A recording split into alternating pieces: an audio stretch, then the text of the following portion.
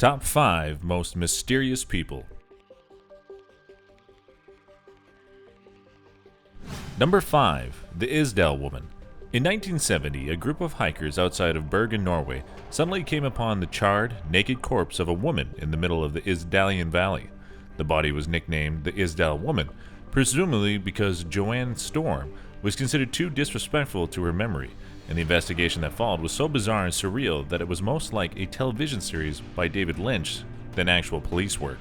She was naked, tags had been removed from all her clothing, her fingerprints had been sanded away, and next to her was a burnt passport. At the scene, a significant amount of sleeping pills was discovered, along with bottles of petrol. The body was traced to 2 suitcases at a train station in Bergen, where police discovered a prescription for lotion, though the name and address of the doctor had been removed. They also discovered 500 German marks and a journal with entries in code. Witnesses said she would wear various wigs and spoke many languages, including French, German, English, and Flemish. After investigation, it is found that the woman had up to 9 fake identities, which she used to travel in Europe. The autopsy revealed that the woman had taken several sleeping pills before the death, which supports that she may have done suicide, though some believe she may have been killed, but her identity is still in the dark. The case remains unsolved to this day, with most assuming the Isdal woman was a spy. Number 4. D.B. Cooper. D.B. Cooper is the alias used by one of the most notorious criminals in American history. On November 24, 1971, a man traveling under the alias Dan Cooper, the media later erroneously printed his name as D.B. Cooper, hijacked a Boeing 727 mid-flight and took the crew and passengers hostage. Cooper told a flight attendant that he had a bomb in his briefcase and asked the pilot to contact air traffic control in nearby Seattle and demand that they ready $200,000 in cash, 4 parachutes, and a refueling truck for when the plane landed, which was granted by authorities on the ground, who also gave orders for the flight crew to cooperate entirely, allowing Cooper to successfully land the plane at Seattle-Tacoma Airport, where he requested all passengers and most flight attendants leave the aircraft. The plane then took off once more, and Cooper asked all the crew to join the pilot in the cockpit, where he was briefly observed tying something around his waist. Then, barely 50 minutes after the second takeoff, the plane's air staff apparatus had been activated, suggesting that the man had jumped from the aircraft, which was confirmed when he could not be found on board after the eventual landing at Reno Airport. Cooper parachuted somewhere between Seattle and Reno, but was never identified, and is now regarded as one of the most mysterious criminals in U.S. history. He didn't hurt anyone, and was described as being calm and polite, and despite his dramatic undertaking and escape, was never identified by anyone, and even though he's being hunted by the FBI, he's $200,000 better off. Number 3. Tiananmen Square Tank Man. The video footage of the Tank Man from Tiananmen Square is arguably one of the most iconic videos ever recorded. Following the violent suppression of student-led protests held in Tiananmen Square, also known as the Tiananmen Square Massacre, on June 3rd and 4th, 1989, the Chinese military continued to send reinforcements to the area. On June 5th, video footage shows one lone man standing directly in the path of an advancing column of Type 59 tanks.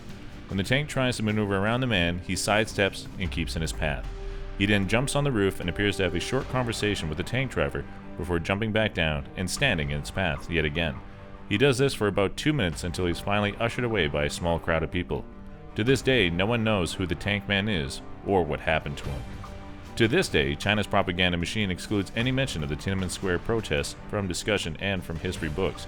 But for the West, the Tank Man endures as a symbol of protest and as proof of China's government censorship. Number 2. The Babushka Lady. In 1963, at the time of assassination of President John F. Kennedy, an unknown woman was present in the ground. According to the witnesses and films captured that time, she wore a headscarf and captured the assassination in his camera.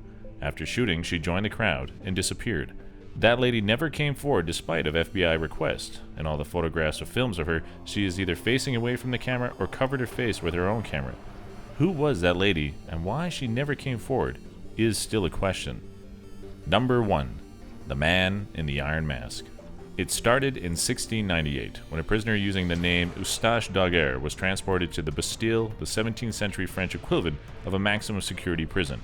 He had already spent between 2 and 3 decades, old-timey records are, at best, imprecise, rotting in various jails across the country.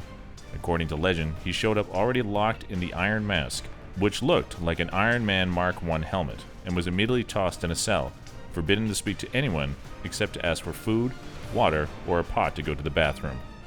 Nobody discussed who he was or what he had done or why he needed to be dressed like a very lazy knight. He was listed in the Bastille records as prisoner 64389000. He was forbidden to ever show his face to anyone, and some prisoners claimed he had 2 armed guards with him at all times should he ever try to take the mask off.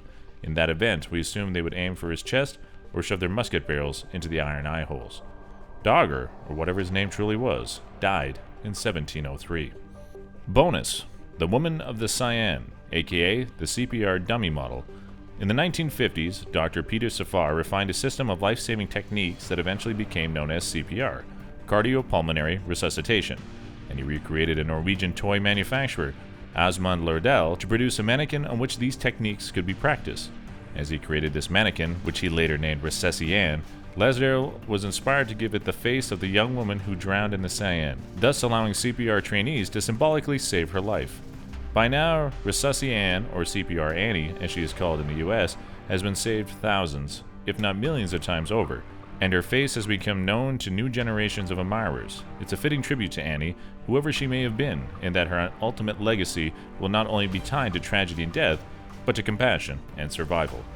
Every single rescue dummy manufactured since then has had her face, which means that if you've ever been a lifeguard or had to take CPR training in high school, you have wrapped your lips around the mouth of a 130-year-old dead girl.